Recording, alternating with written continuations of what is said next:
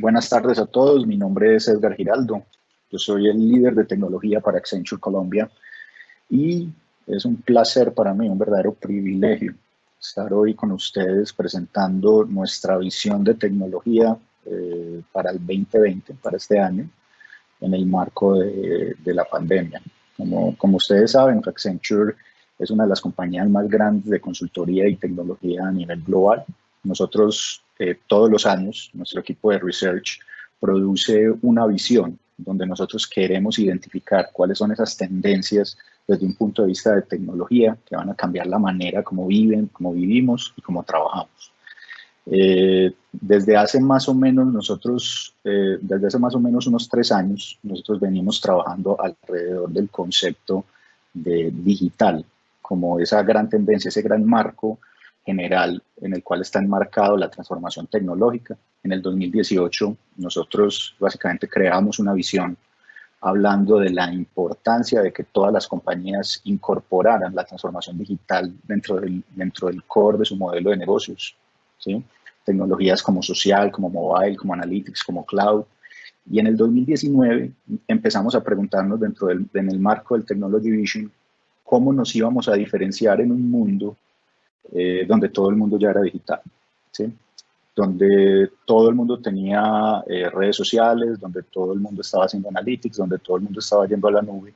Y ahí identificamos una visión alrededor de un concepto que hemos llamado la era postdigital, que es básicamente cómo, a través de unas tecnologías emergentes muy particulares que identificamos, las compañías podían diferenciarse desde el punto de vista de la propuesta de valor que ofrecían a sus consumidores.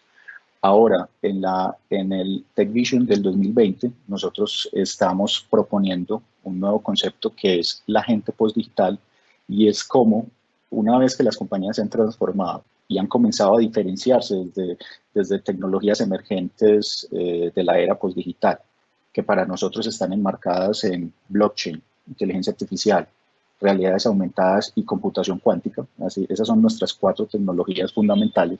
Ahora, ¿cómo eso está afectando a las personas, especialmente en el marco de la pandemia?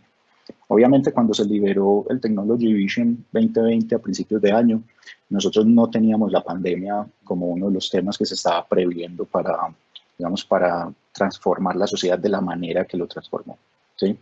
Esto era algo que era muy difícil de prever y que, por supuesto, una vez que llegó, impactó de manera fundamental la forma como estamos viviendo y cómo estamos trabajando. Sin embargo, desde un punto de vista de tecnología, lo que nosotros estamos viendo es que precisamente la pandemia lo que ha hecho es acelerar la necesidad de transformación tecnológica. Si bien los negocios y en general la sociedad se ha ralentizado desde un punto de vista económico, todos tenemos un gran reto y es aprender a sobrevivir bajo esta nueva realidad, este nuevo normal. Y entonces, básicamente lo que estamos es buscando cómo la tecnología está cambiando la manera y nos está ayudando a sobrellevar la pandemia, está cambiando la manera como estamos trabajando y la forma como estamos viviendo. Hace tiempo recuerdan que todo el mundo hablaba de digital y todo el mundo hablaba de lo importante que era ir a Internet para poder sobrevivir desde una perspectiva de negocios. Hoy lo estamos viendo realidad, lo estamos sintiendo en nuestro día a día, porque las compañías que no se transformaron, que no hicieron la inversión a tiempo para poder convertirse en compañías digitales, básicamente están sufriendo la peor parte de la pandemia. Es como les decía, muy emocionante para mí, muy importante para nosotros en Accenture poder compartirles esta Technology Vision. Básicamente, quiero pedirles 3 cosas. Estas son nuestras tendencias que nosotros vemos desde un punto de vista global, es la primera. O sea, son cosas que tal vez hoy nosotros no veamos completamente en nuestra vida cotidiana, sobre todo en Colombia. Entonces, en ese primer punto yo les pido que lo veamos más desde una perspectiva global, porque esta es una visión de tecnología que nosotros percibimos que está siendo válida a nivel global en mercados como el de Europa, el de Estados Unidos y, por supuesto, mercados como el nuestro en Latinoamérica en mayor o menor medida. Y segundo, estamos hablando básicamente del futuro. ¿Sí? Hay algunas de estas tecnologías que, si bien todavía pueden sonar un poco ciencia ficción, nosotros las estamos percibiendo como muy relevantes y muy importantes dentro de lo que va a ser el devenir de la evolución de los negocios en los próximos años. Entonces, yo quería hacer esa primera salvedad, básicamente para que me acompañen en un recorrido donde no necesariamente vamos a hablar de cosas que se vean ya hoy en Colombia, ¿sí? O cosas que desde un punto de vista tecnológico sean ordinarias para todos. Aquí vamos a estar básicamente hablando de lo que está pasando en el mundo desde una perspectiva global y desde lo que está pasando y de lo que creemos que va a ser el futuro desde una perspectiva de tecnología. Accenture, por supuesto, dentro de su práctica, no solamente trabaja temas de tecnología, por supuesto hay temas de tendencias generales que afectan a la industria, a cada industria en particular. Hoy nos vamos a enfocar particularmente en los temas tecnológicos y cómo 4 tecnologías fundamentales emergentes que son blockchain, que nosotros llamamos o que se enmarcan dentro del concepto general de distributed ledgers, inteligencia artificial, realidades aumentadas o realidades mixtas y quantum computing están transformando la manera como estamos viviendo, especialmente en el marco de la pandemia. Hoy, como les decía, básicamente lo que nosotros estamos experimentando es una aceleración en la transformación. Alguna vez escuché el año pasado a alguien decir que nunca las cosas se iban a cambiar más lento de lo que estaban cambiando en ese momento. Básicamente lo que él trataba de decir es que nunca la evolución, o que siempre la evolución solamente iba a acelerarse. O sea, íbamos a ver cómo cada vez a través de estas nuevas tecnologías emergentes lo que estábamos viendo era cómo se destruían modelos de negocio antiguos y iban apareciendo nuevos modelos de negocio, industrias que antes se consideraban, digamos, estables o inmodificables, hoy se están viendo amenazados por la emergencia de estas nuevas tecnologías. Ahora con el COVID eso solamente se aceleró, porque lo que hizo la pandemia y el coronavirus fue básicamente destruir lo que había sido la manera tradicional de hacer las cosas en el pasado. ¿Sí? Entonces lo que estamos viendo es una necesidad creciente de las compañías se preguntan, bueno, ¿cómo vamos a sobrevivir en el corto plazo?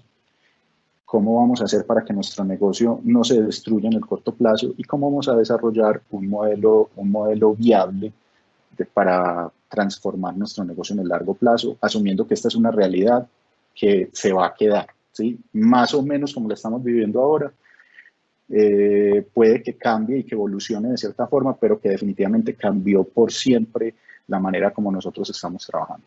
La verdad, nosotros en Accenture creemos que las cosas no van a volver a ser como eran antes. Creemos que como resultado de la experiencia que estamos viviendo con la pandemia, con las cuarentenas, con todo esto, definitivamente vamos a cambiar la manera como estamos trabajando, lo que quiere decir básicamente que no es que una vez que se acabe la cuarentena todos vamos a regresar de nuevo a la oficina, sino que las compañías ya se dieron cuenta que operar en manera remota basadas en tecnología es viable, es posible y que están entregando el mismo o más valor del que se entregaba antes. Y que eso definitivamente les plantea un nuevo reto de la manera como deben trabajar. Y por supuesto hay otras que es algo que nosotros estamos viendo de una forma bastante fuerte y es una realidad que no podemos evadir, y es cómo hay industrias completas que básicamente que tienen que redefinir desde cero, ¿sí? Como por ejemplo el caso de la aviación. Nosotros, desde una perspectiva de mercado, lo que estamos encontrando es que en general, desde una perspectiva regional en Latinoamérica, nosotros vemos un impacto muy marcado en ciertas industrias, ¿sí? Por ejemplo, y obviamente aviación, retail, son industrias que definitivamente han tenido un impacto marcado desde una perspectiva regional, y otras que están operando incluso a un paso acelerado, por ejemplo, banca. Nosotros lo que estamos encontrando en nuestros clientes es que siguen invirtiendo y siguen desarrollando nuevas tecnologías precisamente para acomodarse a esta nueva realidad. Sin embargo, en Colombia está pasando algo particular, y es que nuestra percepción de lo que está pasando concretamente en el mercado local es una sobrereacción a la realidad del coronavirus, en el sentido de que en Colombia todos los sectores se están ralentizando de forma simultánea.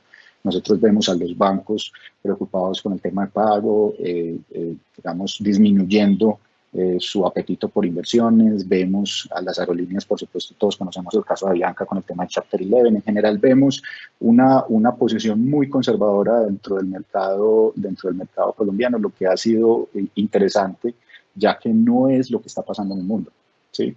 Y eso es importante enfatizarlo, en el mundo, no solo en la región, sino también en Estados Unidos y en Europa, hay unas industrias en particular, como high-tech, como banca, finanzas, en algunos casos seguros, que antes están dinamizando en lugar de contrayéndose en el marco de la pandemia. En ese contexto, nosotros hemos identificado 5 grandes tendencias que son las que creemos que de alguna manera están definiendo esta nueva realidad. Como yo les explicaba ahora, nosotros en el 2018 nuestra visión en Accenture era digital como gran concepto, como gran marco general de cómo se estaban transformando los negocios y la sociedad.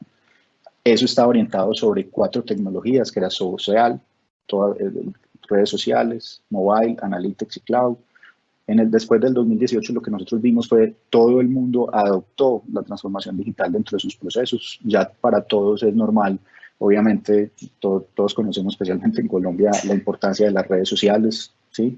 No solo desde un punto de vista de interacción con nuestros amigos y nuestra red de contactos, sino básicamente como una herramienta de mercadeo. Hay negocios completos, sobre todo las pymes, que dependen fundamentalmente del mercadeo que se hace a través de plataformas, por ejemplo, como Instagram, ¿sí? Incluso más que Facebook hoy.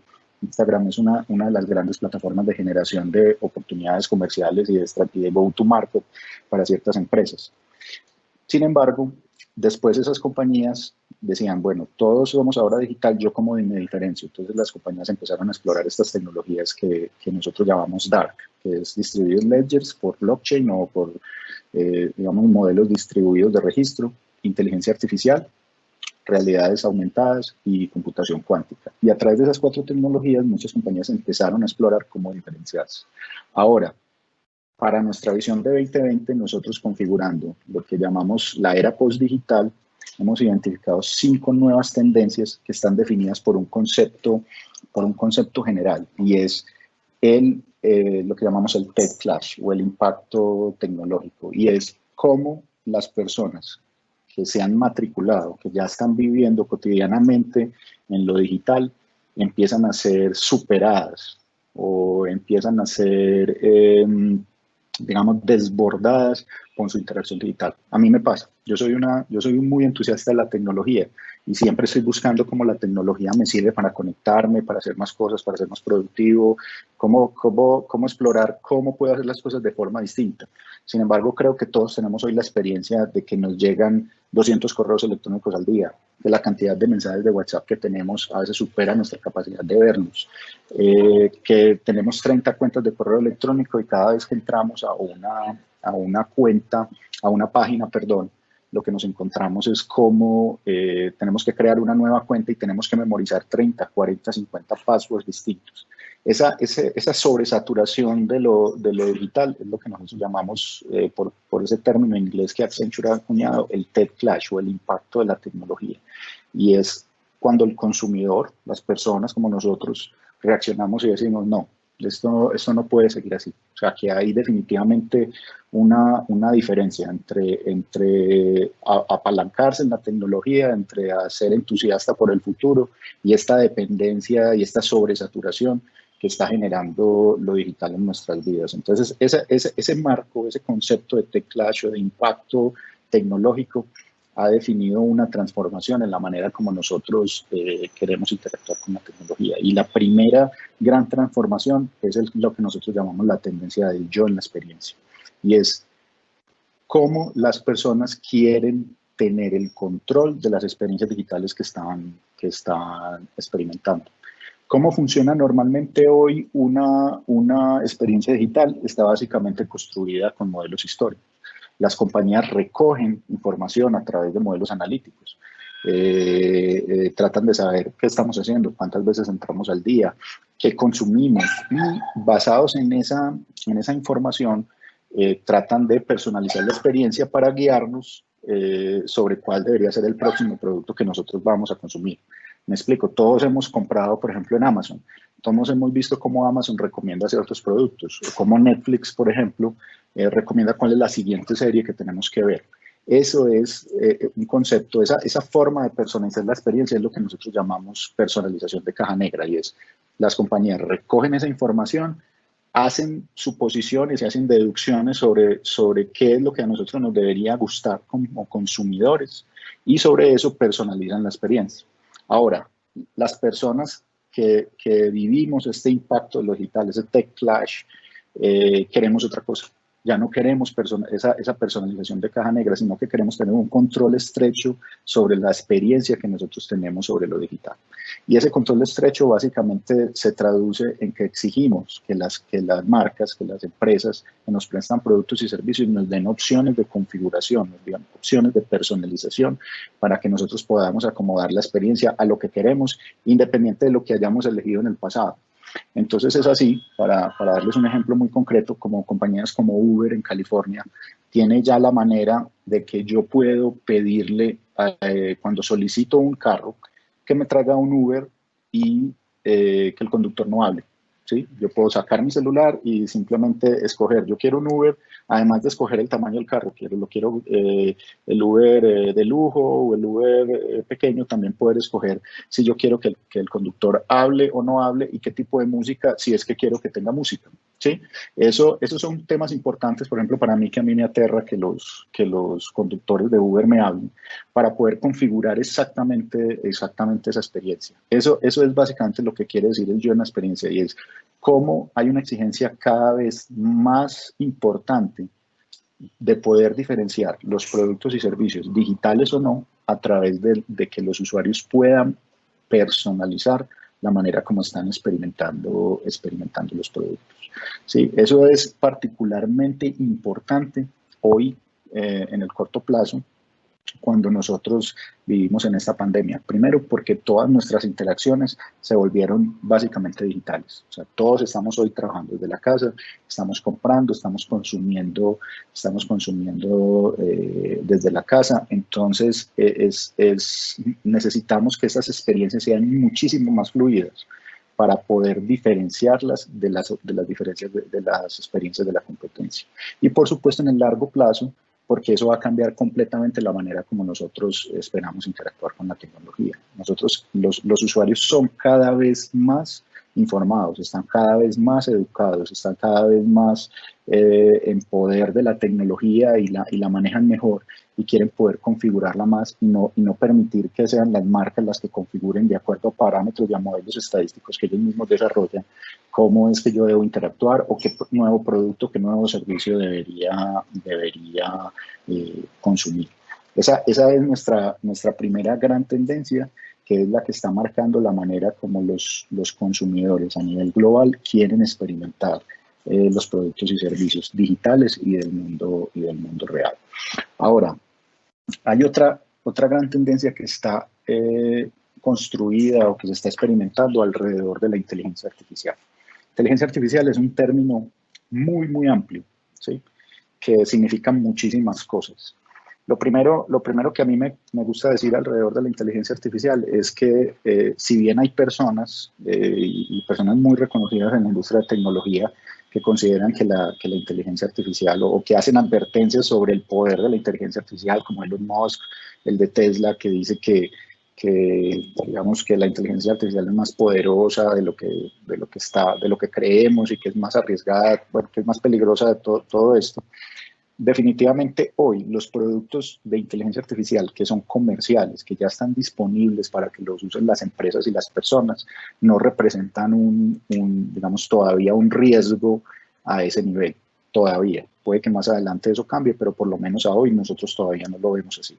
¿Qué significa eso? Y que yo a veces lo digo de forma un poco coloquial, que escenarios como los de las películas estilo Terminator no van a pasar, o no están pasando todavía. O sea, lo que nosotros hoy tenemos son herramientas de inteligencia artificial que nos permiten hacer un procesamiento de cantidades muy grandes de datos y hacer procesamiento de esas cantidades muy grandes de datos de forma muy rápida, pero todavía no estamos, digamos, en un punto donde debamos preocuparnos por visiones apocalípticas desde una perspectiva de la inteligencia artificial.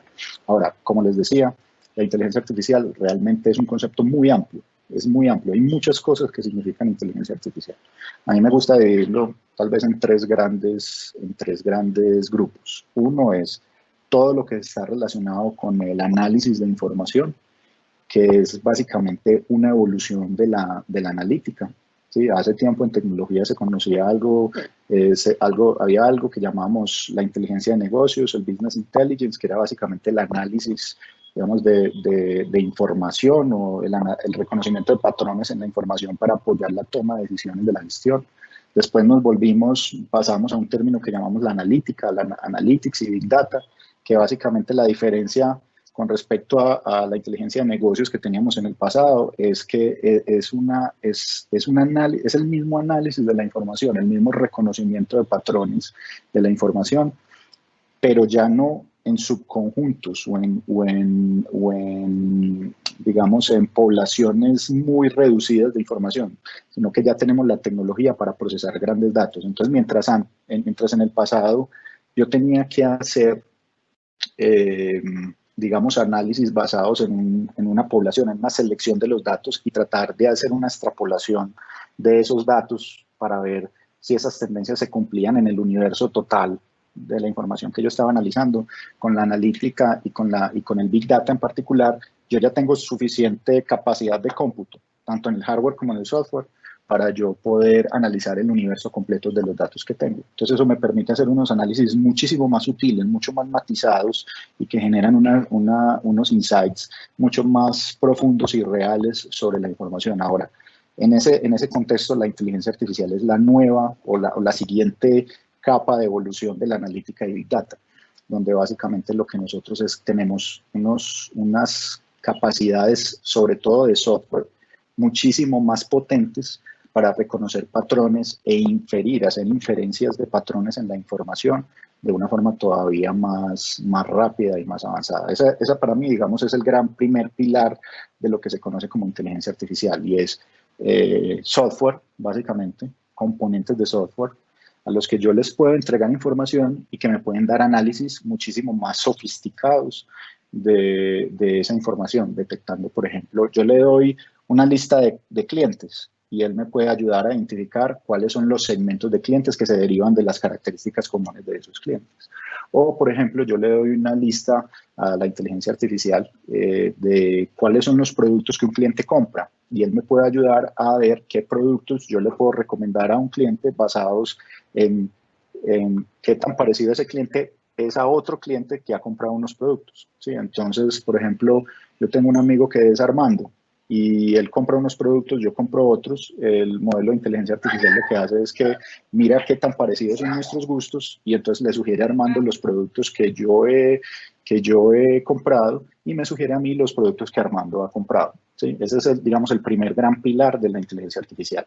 El segundo pilar es algo que se llama el procesamiento y la generación del lenguaje natural, que eso es un nombre muy sofisticado simplemente para hablar de la interacción que se hace con software, ¿sí? O sea, yo poder interactuar con el software a través de la forma natural como hablamos las personas. Eso es decir, simplemente como los asistentes que tenemos en los teléfonos inteligentes, como Siri, como Alexa, como el Bixby de Samsung, donde simplemente en vez de tener que dar un comando, tener que digitar un botón, yo simplemente lo que hago es que hablo como le hablaría a una persona y él me responde. Eso se llama procesamiento del lenguaje natural, cuando él entiende lo que yo estoy diciendo y simplemente me responde. Cuando yo hablo es el procesamiento, cuando él me responde eso se llama generación del lenguaje natural. Y finalmente está la parte de Machine Vision, que es tal vez la otra gran categoría en los temas de inteligencia artificial, que es visión de máquinas, que eso es simplemente cuando yo pongo una cámara y a través de un software soy capaz de reconocer cosas como, por ejemplo, si la persona que estoy viendo es un hombre o es una mujer. Puedo hacer digamos, una suposición de género o puedo identificar, por ejemplo, si la persona está contenta, está triste, está molesta. Entonces, hoy eso se usa, básicamente ustedes lo ven hoy en los celulares iPhone, por ejemplo, cuando ustedes desbloquean el celular a través del Face ID. Entonces le ponen el celular de frente y él simplemente viendo su cara a través de un algoritmo de Machine Vision desbloquea el celular. Eso es. ¿Sí? Esas son las aplicaciones reales con las cuales nosotros hoy ya estamos conviviendo con la inteligencia artificial. Ahora, lo que nosotros estamos viendo, y esto es algo en lo que Accenture cree, es que la inteligencia artificial, el verdadero valor de la inteligencia artificial no es reemplazar el trabajo de las personas.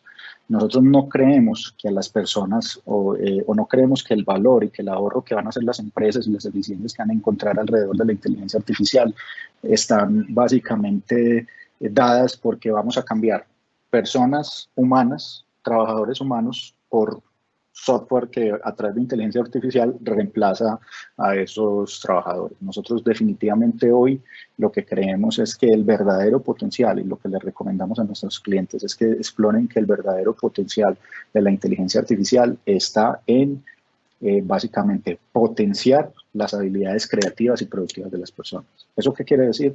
Darle herramientas muy avanzadas de análisis de información a los empleados y a los consumidores para que ellos hagan más, o lo hagan de forma más creativa, o lo hagan de forma más productiva. ¿Cómo funciona eso, por ejemplo?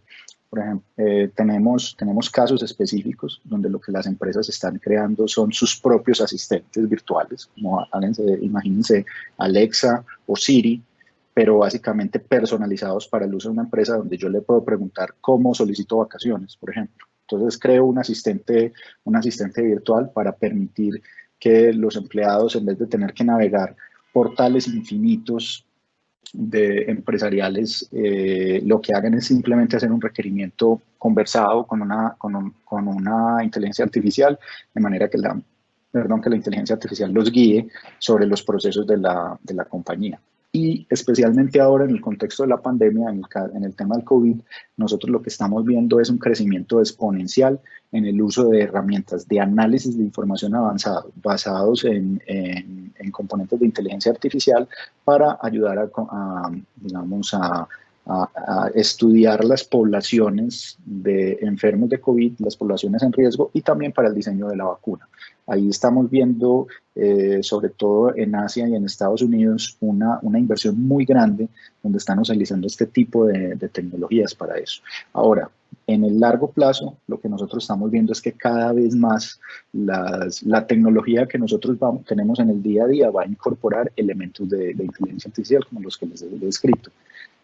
Componentes que ayudan a analizar la información, componentes que permiten la interacción en lenguaje natural, ¿sí? O sea, donde yo ya no tengo que dar comandos o oprimir botones para poder interactuar, y finalmente componentes que permiten hacer el reconocimiento de imágenes y apalancar sobre eso ciertas funcionalidades. Por ejemplo, hoy los call centers, en una visión que Accenture tiene del call center del futuro, están implementando soluciones donde la persona, cuando levanta el teléfono, inicialmente conversa con un robot. El robot le conversa como si fuera una persona. Sin embargo, él está escuchando lo que la persona solicita, y no solamente lo que está pidiendo, sino la forma como lo está pidiendo. De manera que si él percibe que hay una emoción que se puede calificar como negativa en función de las palabras que esa persona está usando, él puede decidir que esa persona está teniendo un mal servicio al cliente, y básicamente reenrutar esa solicitud hacia un operador humano que pueda tener una atención más personalizada y que pueda ayudar a manejar una insatisfacción de una forma mucho más humana, mucho más cercana. ¿Sí? Ese es el poder básicamente de cómo interactúa la inteligencia artificial con las personas. Y ahí estamos viendo un campo de inversión digamos, de mucho interés, y que va creciendo mucho a medida que esta nueva realidad nos va afectando a todos. La otra tendencia que nosotros estamos experimentando y que estamos viendo fuertemente en este momento es digamos, la gran utilización de los robots. Este robot que ustedes ven en la foto es muy parecido a un robot que de hecho están haciendo aquí en Medellín. Hay una compañía californiana que se llama Kiwi Robotics, que está basada en Ruta N, y que tiene su laboratorio de desarrollo de tecnología en Medellín, y está desarrollando estos pequeños robots. Y digamos, en el contexto de la pandemia, esto está teniendo una importancia muy relevante, porque ustedes saben que los robots nos permiten, digamos, evolucionar o facilitar la interacción sin que esa interacción necesariamente tenga que ser humana. O sea, básicamente poder seguir interactuando sin necesidad de romper el aislamiento social. Entonces, estas compañías como Kiwi Robotics lo que hacen básicamente es que crean este carrito, digamos, automatizado, que permite distribuir productos dentro de la sede de una empresa o dentro del campus de una universidad. Imagínenselo como todos los que vivimos en una unidad residencial, donde ahora por todo este tema de la pandemia, los Rapis, porque ya todo lo pedimos por Rappi, llegan a la portería, nos dejan los productos en la portería y el portero lo que hace es que toma el robot y distribuye en unos bolsillos que el robot tiene los productos que van para cada apartamento. Entonces él dice, bueno, este domicilio va para el 1812, estas otras cositas van para el 1020 y así. Y lo que hace el robot es que empieza a recorrer la unidad y empieza a entregar, se anuncia en cada apartamento y abre el bolsillo donde va el domicilio o donde va el paquete que va específicamente para ese apartamento en particular.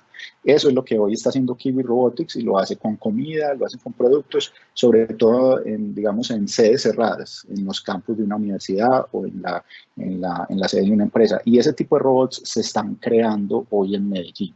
Los está haciendo esa compañía en Ruta E. Ahora, nosotros en el contexto de la pandemia lo estamos viendo siendo muy utilizados con unas aplicaciones en el sector de salud. Todos conocemos ya el Roomba, esos son unos robots. Esa aspiradora robot que va por todo el apartamento, digamos, aspirando o barriendo. Lo que están haciendo es que les están poniendo unas lámparas de alta potencia, unas lámparas infrarrojas de luz ultravioleta, perdón, de alta potencia, y con eso se desinfectan hospitales. O se están creando unos robots que cuando las personas llegan al hospital, el robot puede medir la temperatura, hacerles unas consultas y hacer un primer triage, si se quiere, una primera evaluación, si esa persona tiene o no tiene síntomas de COVID-19. Esas son aplicaciones concretas donde lo que se está tratando es de que el robot sea el que asuma el riesgo de la interacción, mientras nosotros podemos saber si la persona está o no está contagiada con el virus, y lo estamos viendo de una forma, digamos, muy rápida, porque lo que están haciendo las compañías es adaptar sus productos hacia eso. Eso nosotros estamos esperando verlo cada vez más. Nosotros hoy en Colombia ya lo vemos tanto desde un punto de vista de industrialización, o sea, hay compañías que ya producen basados en robots. Sí, hay muchos productos que ya están siendo apoyados digamos, en su producción por robots industriales, pero también ya tenemos robots de consumidor. Entonces ya todos podemos ir a comprar un robot en Falabella, el robot que aspira, los drones, como los conocemos, eso es básicamente una aplicación de robótica para la cámara.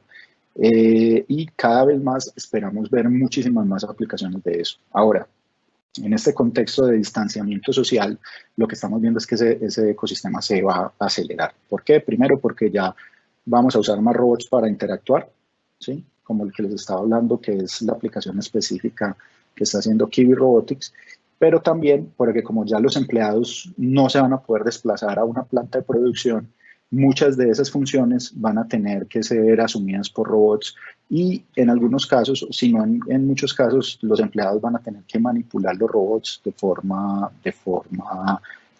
remota. Eso se va a ver cada vez más potenciado por el hecho de que vamos a tener disponibles redes de 5G que básicamente, solo sin entrar mucho en detalle técnico, nos van a permitir velocidades mucho más rápidas en celular, en la conexión, digamos, inalámbrica, que lo que tenemos hoy disponible en 4G. Tenemos otras dos tendencias finales, que es básicamente el dilema de las cosas inteligentes y la carga beta. Esto básicamente se refiere a que hoy, si bien nosotros somos los dueños del producto, nosotros compramos el hardware, por ejemplo, de un celular, lo que está pasando es que los fabricantes están modificando de forma unilateral esa experiencia a través de actualizaciones de software. Entonces ahí hay un gran dilema, que eso se llama el dilema de las cosas inteligentes. Las cosas inteligentes o el Internet de las cosas es básicamente todas esas cosas que no son computadoras que se están conectando a Internet, los relojes, los celulares, los televisores, que hoy, a través de actualizaciones de software, están recibiendo nuevas funcionalidades o están desactivando esas funcionalidades. Esto es muy especialmente, lo estamos viendo muy especialmente en las economías que producen este tipo de, los países que producen este tipo de productos, ¿sí? Donde cada vez las firmas están más dadas a crear un producto y servicio en la modalidad que es conocida ahora como mínimo producto viable, y después comienzan a evolucionarlo. Si bien eso nosotros en nuestra visión original considerábamos que era digamos, algo que era especialmente molesto para ese usuario, para ese consumidor post-digital, lo que estamos viendo es que ahora, precisamente con la necesidad de aceleración de la entrega de los productos a mercado, precisamente para que las compañías puedan sobrevivir, es algo que los consumidores están recibiendo y están agradeciendo todavía más. E incluso la posibilidad de que ese tipo de productos reciban actualizaciones que les permitan manejar mejor temas de las pandemias. Cosas tan sencillas como, por ejemplo, yo soy usuario de Apple en mi celular, y Apple cambió la manera como yo, digamos, desbloqueo mi celular para que sea más fácil desbloquearlo cuando yo estoy usando una máscara. Entonces yo, para salir, me pongo mi tapabocas, y lo que hago es que ya no tengo que hacer dos movimientos, sino que ya con un solo movimiento él sabe que tengo el tapabocas y ya me permite ingresar la clave de forma más rápida. Son todo ese tipo de evoluciones lo que nosotros estamos viendo en los productos, que cada vez son más bienvenidas por los usuarios. Y finalmente está el ADN de innovación, y es que nosotros vemos cómo las compañías están entendiendo que la innovación ya no es un problema interno, ya no se trata de crear áreas de innovación dentro de las compañías, sino de cómo las compañías crean ecosistemas con toda la cadena de valor que entrega un producto o servicio. Entonces los bancos se están integrando con los restaurantes, las aerolíneas se están integrando con proveedores de comercio electrónico, y todo alrededor de esas 4 tecnologías que yo les hablaba al principio, que nosotros llamamos DARK, como la serie de Netflix, solo que terminando en Q y no en K. Y es Distributed Ledgers por la D, inteligencia artificial, las realidades extendidas y la computación cuántica. Yo sé que hay temas acá, como por ejemplo el de la computación cuántica, que suena muy futurista. Yo aquí no quisiera detenerme porque es un tema muy técnico. Sin embargo, solamente quiero explicarles que lo que nosotros estamos viendo en la computación cuántica es básicamente una transformación, digamos, a unos 3 o 5 años, de temas súper importantes, muy claves, como la ciberseguridad. Me explico. La seguridad de los certificados digitales, que son esos candaditos que nosotros vemos cuando estamos navegando por Internet, está basado básicamente en unos números, en unos números primos que son gigantes. Entonces, lo que hacen esos certificados digitales es dar, digamos, un método para poder saber si ese número primo se puede dividir por otro número y dar un resultado, y con eso verificar si esa conexión es legítima. Eso en términos muy generales. Esos son certificados que sí se pueden romper. Esa es una seguridad que sí se puede romper, pero que a un computador actual le tomaría, no sé, 100 años, a la velocidad en que hoy trabajan los computadores, para poder romper un certificado, para poder encontrar esa combinación de números primos que combinen y den el resultado esperado. Lo que nosotros estamos viendo es que cuando los computadores cuánticos existan, un computador cuántico es simplemente un hardware, un computador que está diseñado de una forma diferente a como están diseñados los computadores hoy. Ese mismo nivel de procesamiento se va a poder hacer no en 100 años, sino en 2 horas. Entonces eso básicamente va a redefinir todo el panorama de la seguridad en Internet como nosotros hoy lo conocemos. Y solamente quiero aclarar, nosotros no vemos que van a existir computadores cuánticos de escritorio, o sea, no vamos a usar el MacBook Pro Quantum o el Lenovo cuántico, eso no va a existir. Lo que van a ver son computadores cuánticos, que es hardware.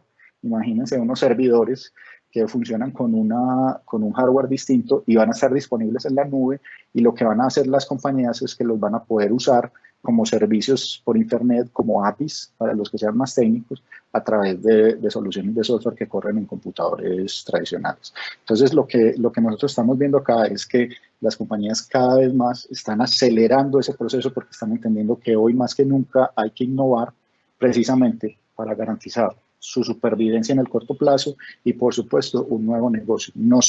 La viabilidad de un nuevo modelo de negocio a largo plazo, no solo dentro de ellas mismas, sino dentro de todo el ecosistema y colaborando con otras compañías dentro de la cadena de valor. Eso es básicamente, digamos, el centro de la presentación que yo quería traerles hoy. Esta es la forma como nosotros estamos entendiendo esas grandes tendencias que desde la tecnología están impactando la manera como trabajamos y como vivimos.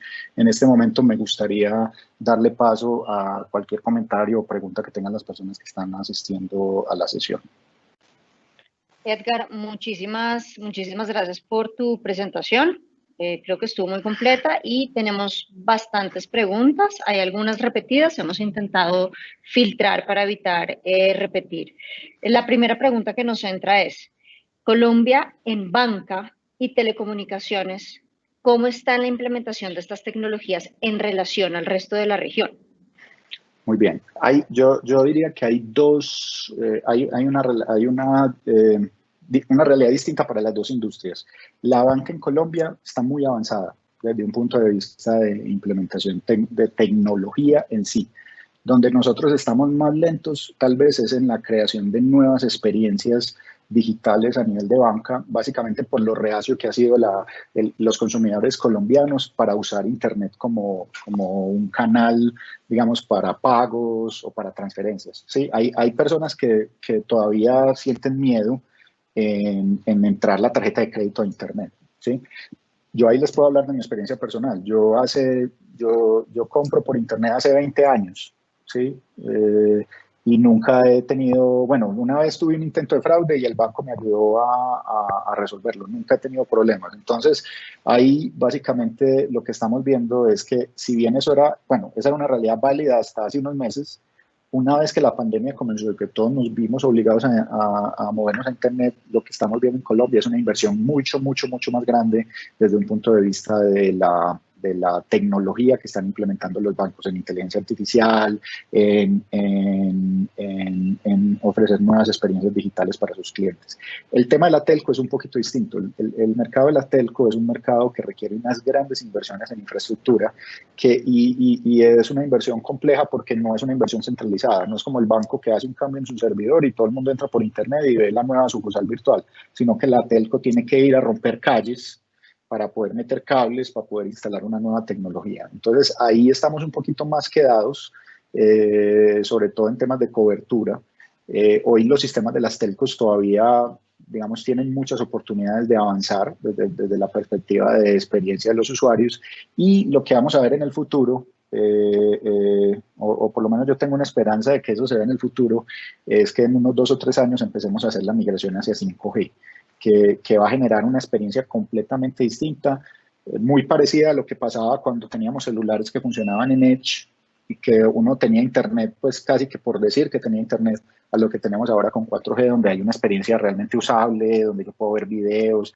Con 5G, lo que vamos a ver a esas velocidades de Internet es una experiencia como estar en la casa con una Wi-Fi, pero en la calle. Entonces eso te va a dar una serie de aplicaciones completamente distintas que van a transformar el mercado de las telcos.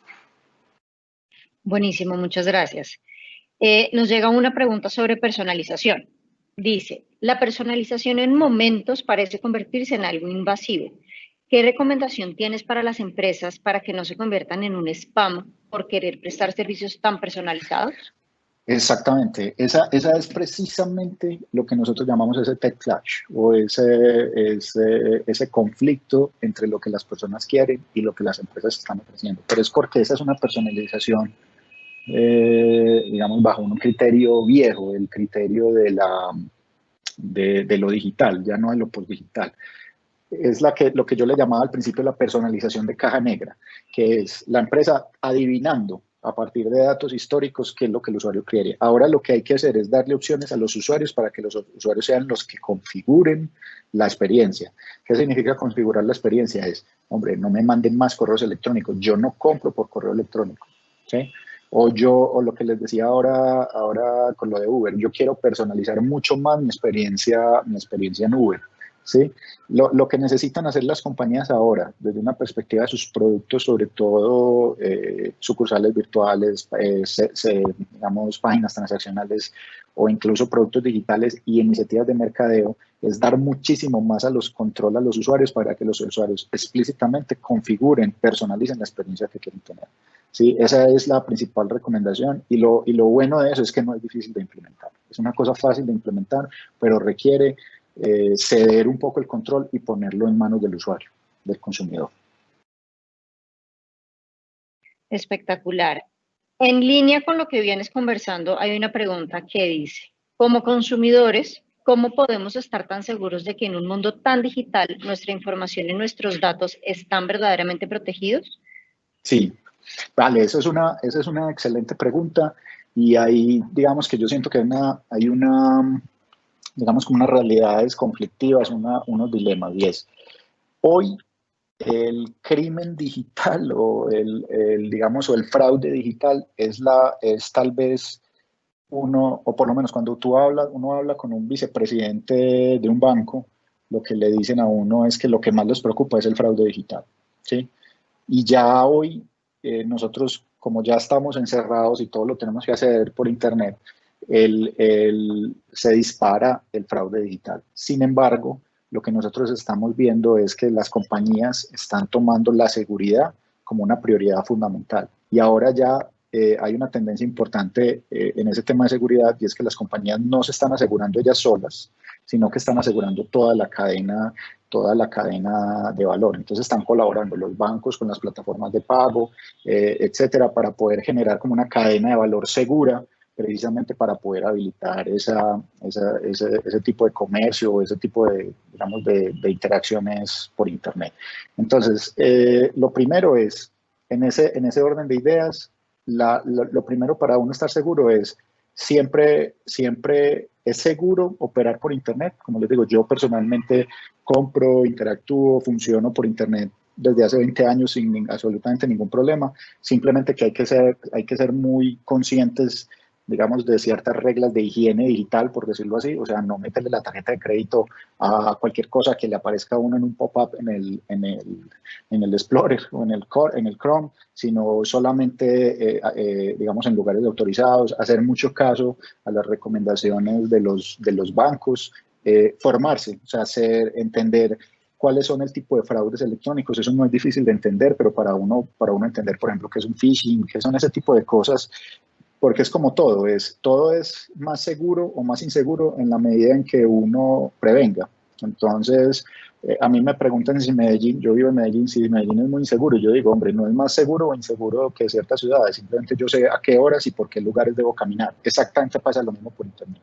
Uno tiene que saber exactamente a qué lugares se entra. Ahora, desde una perspectiva del cuidado de datos, la ley hoy protege a los usuarios con el habeas data. Ahora los datos no son de las empresas que los recogen, sino de los usuarios. Entonces es muy importante que las personas, particularmente en Colombia, entendamos nuestros derechos, porque nosotros le podemos exigir a una empresa que borre o que modifique la información que tiene sobre nosotros y sobre todo que no le dé un uso que nosotros no tenemos autorizados. Eso hoy lo respalda la ley y cada vez la legislación va a ser más, digamos, va a empoderar más a los usuarios y a los consumidores para eso.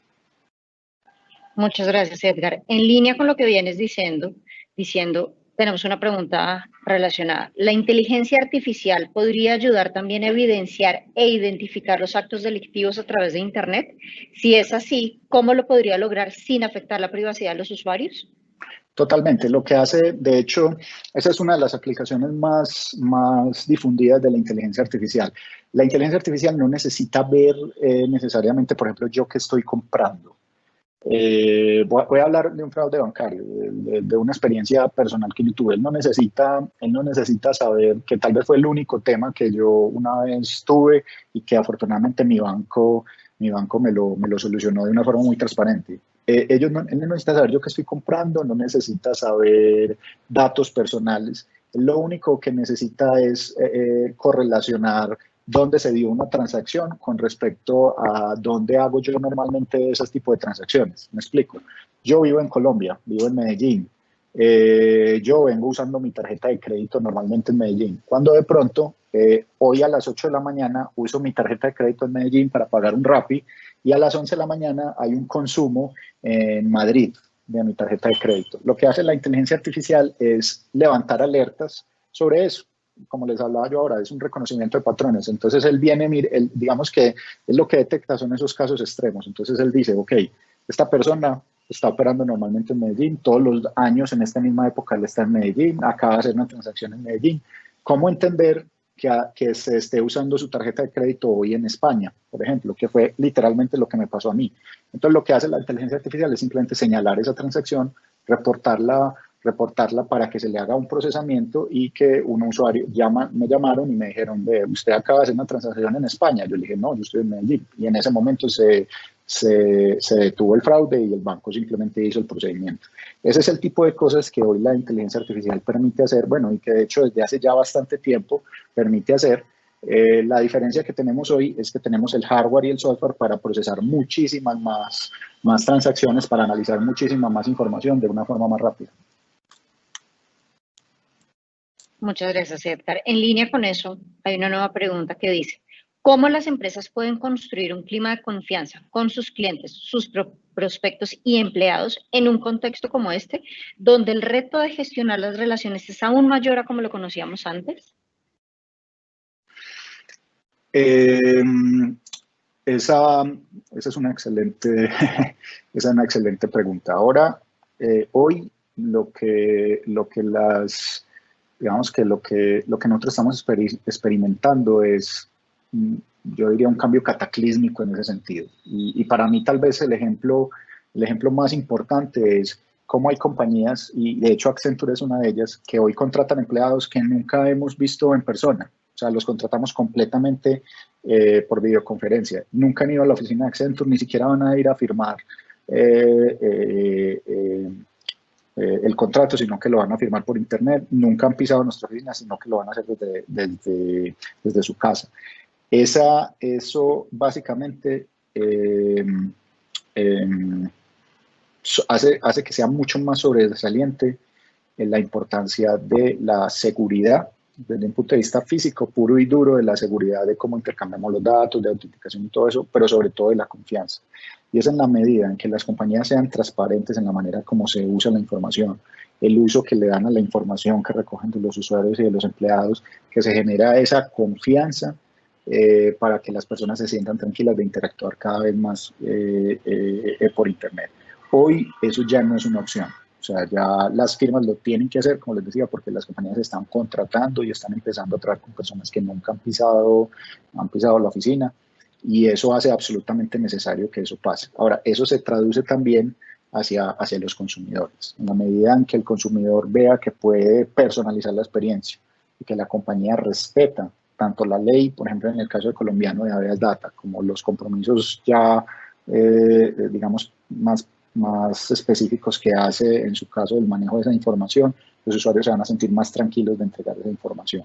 Ahora, el reto que falta, que es el que todavía nosotros todos en la industria de la tecnología estamos queriendo resolver, es ahora cómo resolvemos ese tema de la interacción, ¿cierto? Y es cómo hacemos que una reunión por videoconferencia sea igual de productiva como era una reunión en persona.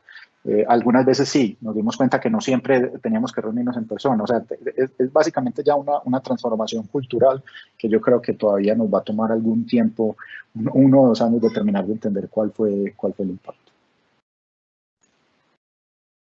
Perfecto, Edgar. En aras del tiempo y para respetar la agenda a todos, te hago una última pregunta. Tocaste en la penúltima tendencia, hablaste sobre los domicilios en robots. Nos preguntan, ¿qué tan cerca estamos de esa realidad? Estamos súper cerca. Eso, como les digo, ya ese tipo de robots se están creando en Medellín. O sea, no se usan en Medellín, pero es una compañía, una startup que tiene un laboratorio en Medellín, en Ruta N, los están fabricando y los usan en California. El uso de drones para la entrega de productos es algo que vamos a empezar a ver. Ahora, eso por un tema de regulación en zonas urbanas, no lo vamos a ver como lo vemos, por ejemplo, no como se va a ver en países desarrollados en zonas rurales, por un tema de que los drones no pueden volar sobre zonas urbanas. Por ejemplo, en Colombia, cierto tipo de drones, dependiendo del tamaño y del peso, más que todo del peso, no pueden volar encima de una ciudad por unas restricciones legales. Pero ya cada vez más lo vamos a ver. Por ejemplo, en África, se están haciendo entregas digamos, de sangre. O sea, la gente hace donaciones de sangre y entregan la sangre a través de un dron. El dron va y distribuye la sangre, entrega de ayudas alimenticias. Se están usando, por ejemplo, drones. Eso sí lo estamos haciendo en Colombia para fumigación, ¿sí? O para hacer monitoreo de ciertas variables de cosechas, temperatura, humedad, para aumentar la eficiencia de las cosechas en aplicaciones agroindustriales de los drones. Entonces yo creo que no debe sorprendernos que cada vez más vamos a empezar a ver ese tipo de aplicaciones. Hoy, por ejemplo, hay propuestas que ya están muy avanzadas en Estados Unidos, donde UPS está usando camiones de distribución autónomos que no tienen conductor, y que básicamente entregan los paquetes de forma autónoma, e incluso se está usando para camiones, sobre todo en camiones. Ustedes conocen esas autopistas en Estados Unidos que son muy largas, que no son difíciles. En Colombia eso sí no va a pasar por el tema de la geografía, pero camiones que son completamente autónomos y que llevan mercancía de un lugar a otro por la autopista. Eso nos va a sorprender la cantidad de aplicaciones que nosotros vamos a ver ahí en nuestra vida cotidiana. Edgar, muchísimas gracias. Tenemos un par de preguntas más, pero respetando la agenda, debemos darle cierre a esta sesión. Muchísimas gracias a todos. Espero que haya sido interesante esta conversación. Estaremos publicando este video en todas nuestras redes